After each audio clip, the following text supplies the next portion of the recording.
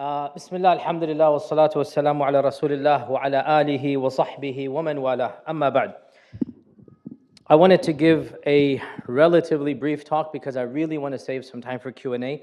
The topic is very near and dear to all of us sitting in this room. That's why we're here. I think every one of us knows someone who's gone through a crisis of faith, perhaps even someone who's no longer a Muslim.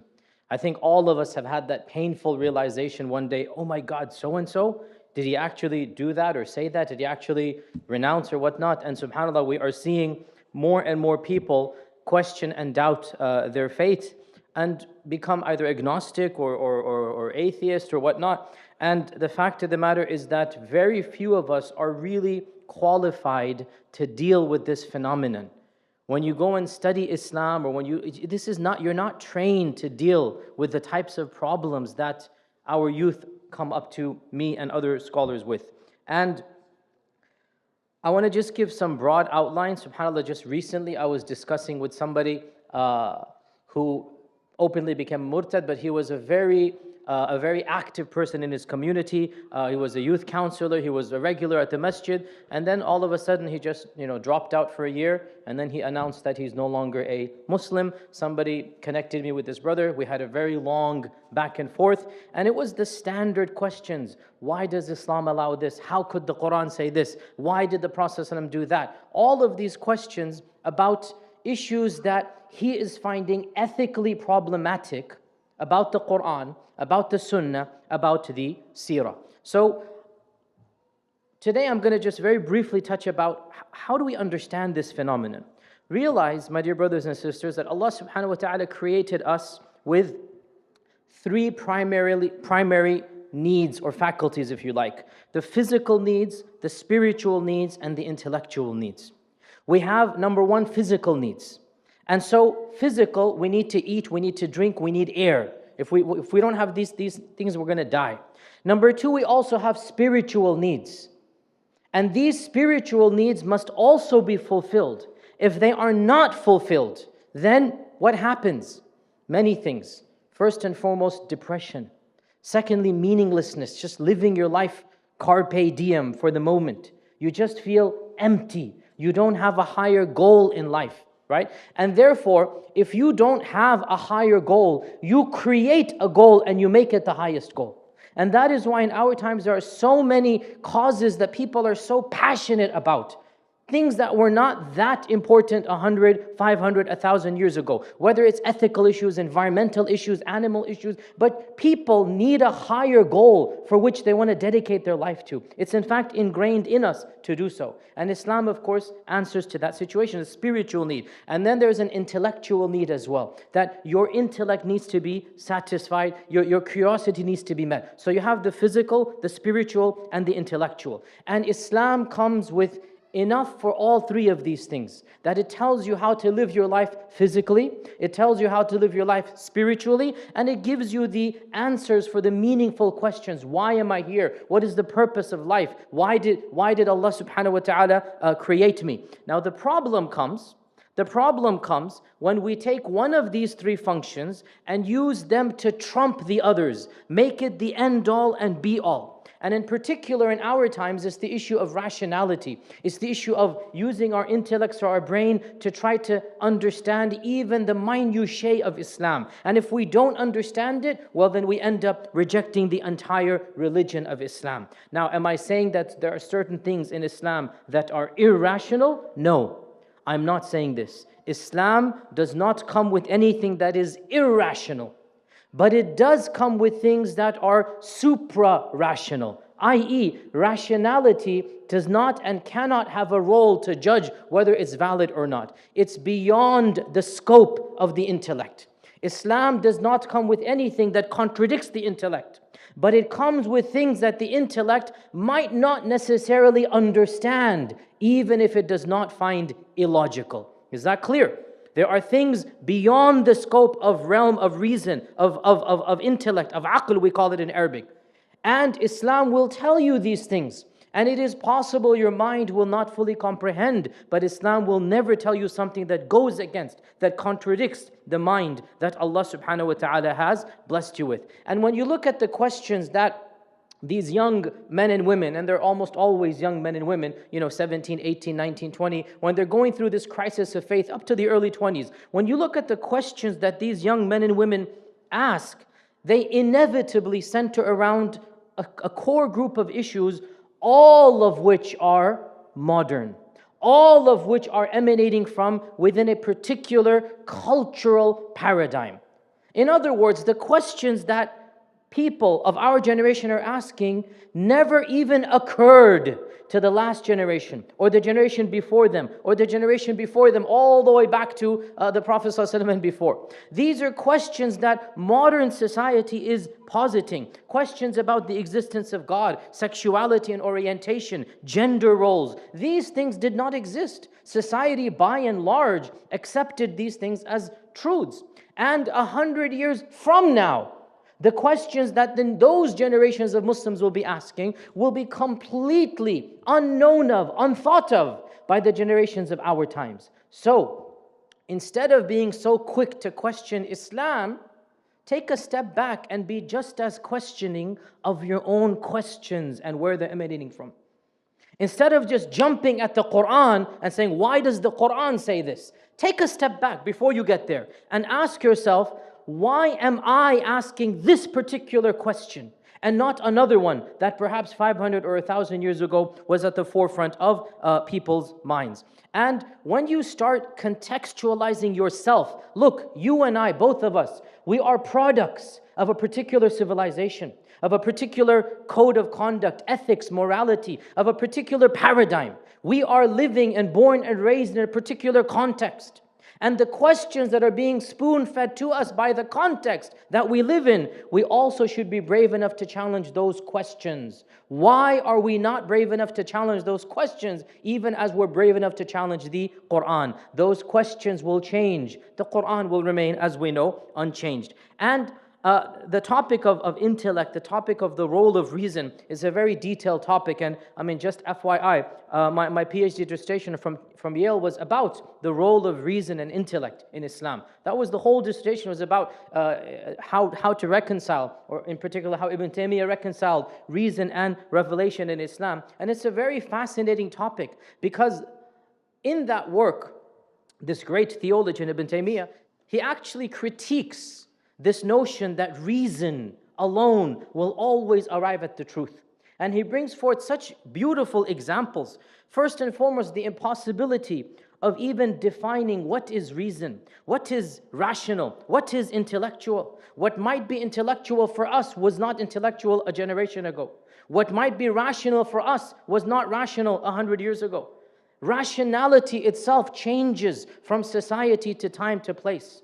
And there is nothing that we can judge rationality by in and of itself. In fact, in our own lives, how many times have we undertaken a course of action thinking this is so logical, this is so reasonable, this is so the correct decision. And the next day, the next week, the next month, the next year, we look back and we say, what a dumb decision I made. How could I have been thinking that? We ourselves experience this. So how then can we take quote-unquote reason to be something above and beyond anything, always deriving ultimate truths from that? Now, does this mean, as I said, that Islam has nothing to do with reason? No, not at all. Allah subhanahu wa ta'ala tells us to think, to ponder. Allah subhanahu wa ta'ala tells us in the Quran to make tafakkur, tadabbur, tadhakkur of His signs. But if you look at the Quranic commands to think and reflect, the Quran never challenges Allah's revelation. The Quran never tells you, challenge Allah's revelation. Rather, the Quran addresses non-Muslims and says, think, is Islam true or not? Think, is the Prophet true or not? Think, if this book, the Quran, from Allah or not? Once you come to the conclusion that the Quran is the book from Allah, that the Prophet Muhammad is a true prophet, that's where you use your mind. Once you admit and submit that the Quran is the book from Allah subhanahu wa ta'ala, then you are not supposed to question each and every minutiae and law and wisdom. We will never understand why we pray 5 times a day and not 4 or 6 times. There's no clear-cut answer we can give. We will never understand why we perform wudu in a certain manner, why we have to do 1 ruku' and 2 sajdas in every rak'ah.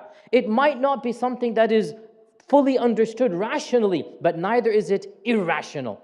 It's not against reason. It's there, you just submit.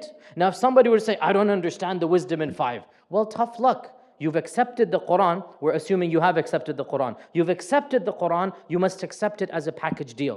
So, reason has a role and a place. And what is the role and place of reason? To guide you to the fact that the Prophet Muhammad ﷺ is a prophet. And the Quran is the book from Allah subhanahu wa ta'ala. Once you submit to that, then you accept the package deal. And if you look at the questions that these young men and women ask, they're always about fiqh issues of a relatively minor nature. Why does Islam allow this? Why does the Quran say that? And they're all things to do of a legal nature. They're not to do with the basics or the essence of theology. And we do not judge the validity of a religion based upon the minutiae laws. We don't judge a religion. How can Islam be true when we have to pray 5 times a day? That's not how we judge Islam. We judge Islam based on what? On theology, on purpose of life, on the fact that the Quran is a book from Allah, the miracle of the Quran, which is a separate topic. Once we've established that these things are true, we then accept the message as it is. We don't have the luxury of tinkering with the message itself. And therefore, if we rely too much on these questions and think that our mind itself will be able to answer it, then we are doomed to fail. Because I will never be able to explain to you every single detail of Islam, right? And we have to realize that we should think about the questions themselves and where they're emanating from, and perhaps the questions themselves are flawed. And I want to give you just one simple example that the right always uses, Islamophobes always use, and they make a very big deal of it. And that is, they say, for example, your Prophet, astaghfirullah, was, and they use a very vulgar word, interested in young people. And I don't want to use the word out of respect for the Prophet, because the age of Aisha was young age. It was 9 years old in the Sahih Bukhari hadith. Okay, she was 9 years old according to Hadith of Bukhari. And so they use a very vulgar word. And I've had young men and women come to me, Muslims, and they say, how can we accept this? This is something that is vulgar. It's unethical. I can't believe that a prophet would do this. Now, this person, and this is a classic example, this question is emanating from a particular mind, coming from a particular culture, of a particular generation, and a particular time, and a particular place. The worst enemies of the Prophet ﷺ, who smeared him with everything imaginable, they couldn't even think of this as a flaw. Why? Because cultures vary, practices vary. And it's not just Islamic or Arab culture. The reality is, 500, 1,000 years ago, the world over, people were marrying at younger ages. Why? Because the lifespan was shorter and young kids became mature faster. A 9-year-old of 1400 years ago is like a 16, 17-year-old intellectually and biologically of our times. So when we say 9, we are back projecting our 9-year-old of 2014, Detroit, imagining a 9-year-old girl, and then back projecting that into Medina and saying, oh, how could our Prophet marry somebody that's 9? See, this is a cultural bias. Go do the research. In some states to this day, I'm from one of them, Tennessee, you can marry people at the age of 14 or 15, right? It's not magical, the age of 18. 50 years ago, 100 years ago, the average age of getting married was in your teen. 500 even more so. Romeo and Juliet, when Romeo and Juliet was written, do you know the age of Romeo and Juliet in the Shakespeare's play? Romeo and Juliet are supposed to be 14 and 13 years old. And that's why they had 14 and 13-year-old actors play Romeo and Juliet. Now in our times, if Romeo and Juliet were 14 and 13, they'd go to jail for pedophilia or something like this, right? But look, when Shakespeare's writing, and Shakespeare's only 500 years ago, Romeo and Juliet are supposed to be 14 and 13 because of his era. 14 and 13 is like our era, 18 and 17. If this is something 500 years ago, and subhanAllah, not even 500, again, go look back in this country, in the 1800s, early 1900s, the average age of marriage was early 20s to teens in this country.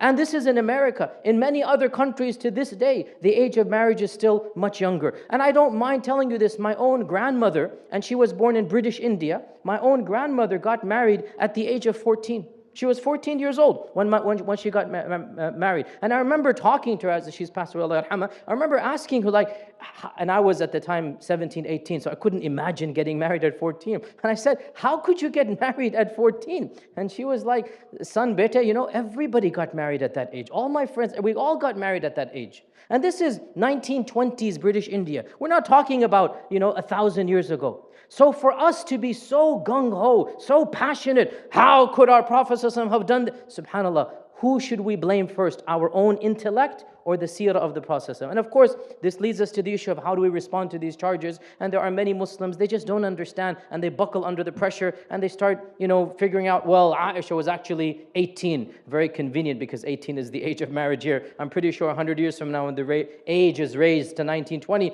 automatically Aisha's age will miraculously rise up to 1920. That's not the way to answer these questions. Aisha never complained. She was the happiest wife in the world. She loved the marriage of the Prophet. She loved the Prophet. She's not angry. She's not complaining. This is a 1,400-year-old culture. Now, nobody's saying we need to resurrect that in our times. And I don't have any problem as a faqih, as a theologian, as an imam to say, okay, in our age, a 9-year-old girl does not qualify to get married. We have to wait till she's older. No problem. Many ulama are saying that. But for us to feel this complex, and then we have young people coming up to us, how could Islam allow X? Why does the Quran say Y? Take a step back and ask yourself, why am I asking this question? Where is this question emanating from? Perhaps my own understanding should be questioned before questioning the Quran and Sunnah. Also realize that, as I said, Islam caters to more than just intellectual questions. Far more profound, Islam caters to our inner core spirituality. And in Arabic, that's called the fitrah, the innate subconsciousness that Allah created us upon. We have inside of us some innate subconsciousness, something that Allah put inside every human being. It's called the fitrah. As our Prophet ﷺ said, every child is born upon the fitrah. Every child has this fitrah. What is the fitrah? The fitrah is a source of intuitive knowledge. It's not knowledge that is gained by society, taught to you, spoon-fed to you. You are born knowing certain facts. For example, right from wrong, morality from immorality. Every child knows, every young man and woman knows that to be good is good and to be bad is bad. When you lie, when you cheat, when you steal, that's not good. They know it because it's in the fitrah. When you're kind to the poor, it's something ingrained in us, you feel good about it. And the fitrah also tells us that there is a God and that God is one and He is worthy of being worshipped. So the Muslim does not need to intellectually analyze each and every law in the Quran and Sunnah because his inner conscience is at ease that Islam is true.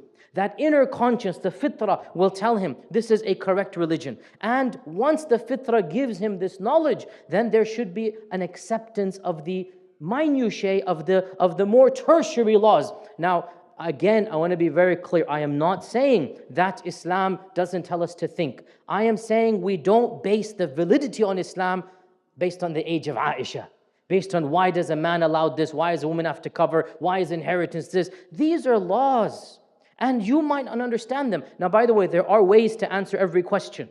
Every single question that somebody asks, you could attempt an answer, but some of them are not going to be satisfying. And rather going down this infinite maze and loop and answering every question, take a step back and challenge your own understanding, challenge your own paradigm before you challenge the Quran and the Sunnah. And the last point that I want to say, and my time is up here, is that if you meet such a person who is having some doubts and whatnot, always tell this person, look, there's one thing that we don't lose, me and you, both of us, and that is to sincerely call out to the one who created you, to guide you, and I will do the same. Ihdina as-sirat al-mustaqim.